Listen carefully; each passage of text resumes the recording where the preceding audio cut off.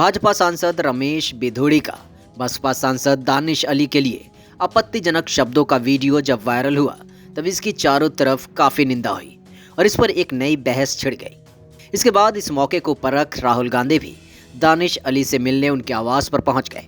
लेकिन अब वहीं बीजेपी सांसद निशिकांत दुबे ने इस मामले में स्पीकर को एक पत्र लिखा और कहा कि जब लोकसभा में बीएसपी सांसद दानिश अली की रमेश बिधूड़ी को परेशान करने की सभी चालें बेकार हो गई थी, तब उन्होंने पीएम नरेंद्र मोदी को गाली दी थी, जिसके कारण रमेश बिधूड़ी ने अपना आपा खो दिया।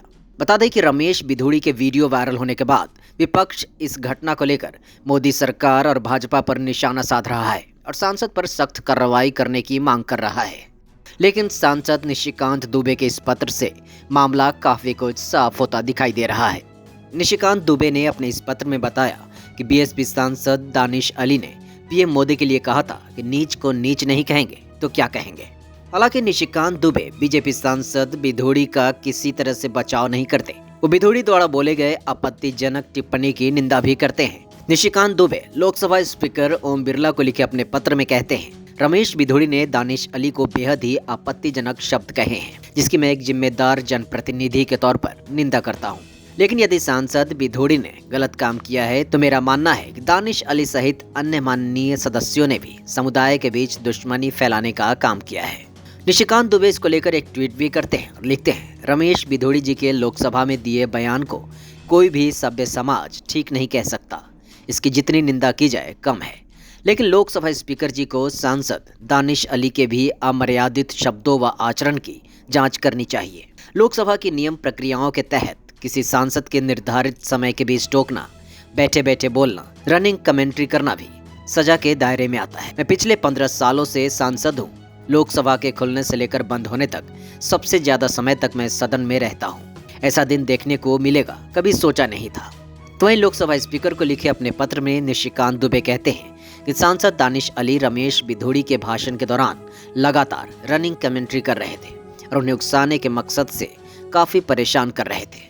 उनका दावा है कि बिधूड़ी के भाषण के दौरान बीएसपी सांसद दानिश अली खुद पीएम मोदी के खिलाफ बेहद आपत्तिजनक और निंदनीय टिप्पणी कर रहे थे। आगे अपने पत्र में निशिकांत लिखते हैं कि टीएमसी के सांसद सौगत रॉय ने कहा कि राम और पुष्पक विमान का कोई अस्तित्व नहीं है, ये एक झूठी कहानी है। उन्होंने आगे लिखा कि डीएमके ने कहा कि हम द्रविड़ हैं और आप लोग आर्य हो। तुम सेतु समुद्रम प्रोजेक्ट को रोककर अंधविश्वास फैला रहे हैं। ये भी कहा गया था कि कोई भगवान नहीं है, हिंदू कोई धर्म नहीं है। इस प्रकार इन दो बयानों का जिक्र करते हुए वो लिखते हैं कि 21 सितंबर 2023 को लोकसभा में केवल रमेश बिधूड़ी ने ही अनुचित व्यवहार नहीं किया, बल्कि दानिश अली का भी इसमें बराबर का योगदान है। सांसद निशिकांत दुबे आगे लिखते हैं कि दुनिया के सबसे बड़े लोकतंत्र में पीएम को लेकर बेहद निंदनीय और क्षमा न किए जाने वाले शब्दों का इस्तेमाल किया गया है। इसके साथ ही लोकसभा के अन्य सदस्यों ने भी दूसरे समुदाय के पोषित विश्वास को लेकर गैर जरूरी और अरुचिकर टिप्पणियां की हैं। निशिकांत दुबे ने इन सभी बयानों की जांच के लिए स्पीकर से एक जांच समिति बनाने की मांग की और कहा कि संविधान के अनुच्छेद 105 का सहारा लेकर लोकसभा में हमारे नागरिकों के उकसावे के लिए संसद के सदस्यों की टिप्पणियों पर कहां तक दोष सिद्ध होता है, इसकी भी जांच की जानी चाहिए। बता दें कि बीजेपी सांसद बिधूड़ी के आपत्तिजनक शब्दों के इस्तेमाल पर बीजेपी को कारण बताओ नोटिस जारी किया गया था। साथ ही बिधूड़ी की टिप्पणियों को संसद के रिकॉर्ड से भी हटा दिया गया।